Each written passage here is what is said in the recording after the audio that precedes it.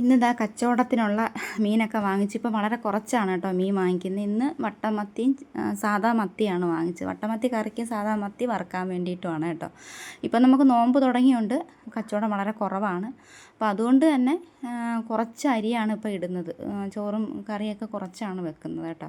അപ്പോൾ ഇനിയിപ്പോൾ ഞാൻ ഊണെല്ലാം കഴിഞ്ഞിട്ട് ഇനി ചോറൊക്കെ കഴിച്ചുകൊണ്ട് ഞാൻ പറഞ്ഞില്ലേ, ഞാൻ 4 വീലർ പഠിച്ചതാണ്. പക്ഷേ എൻ്റെ ടെസ്റ്റിന് ഒരു പ്രാവശ്യം പോയപ്പോൾ എച്ചെടുത്ത് ഇറങ്ങി വരുന്ന വഴിക്ക് കമ്പി തട്ടി ഞാൻ ഫെയിലായിപ്പോയി. അപ്പോൾ അതൊരു ഏകദേശം ഒരു വർഷത്തോളമായി.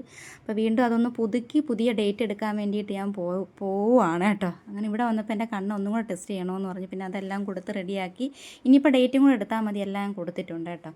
പിന്നെ വരുന്ന വഴിക്ക് 2 ചൂര വാങ്ങിച്ച് ഈ മീൻ നാളത്തേക്ക് വേണ്ടിയിട്ടാണ് കേട്ടോ. ഒന്ന് ഇവിടെ നിന്ന് തന്നെ ഞാൻ വെട്ടി പീസാക്കിക്കൊണ്ട് അങ്ങ് പാന്ന് വിചാരിച്ചിട്ട് ഇനിയിപ്പോൾ നാളെ മീൻ വെട്ടണ്ട.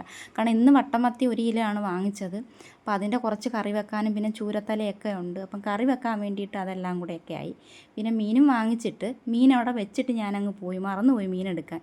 അപ്പോൾ എൻ്റെ ഒരു ഫ്രണ്ടിൻ്റെ വീട്ടിൽ പോയി ഞാൻ കുറച്ച് പേരയ്ക്കയൊക്കെ പറിച്ച് അതുകൊണ്ട് ഞാനങ്ങ് വീട്ടിലെത്താറായപ്പോഴാണ് അറിയുന്നത്, അയ്യോടാ മീനില്ലല്ലോ കയ്യിലെന്നും. പിന്നെ തിരിച്ച് വീണ്ടും മീൻ കടയിൽ പോയി മീനും എടുത്തുകൊണ്ട് വരുന്ന വഴി, ഇതൊരു കനാലാണ് കേട്ടോ, ഇപ്പം വെള്ളമില്ല.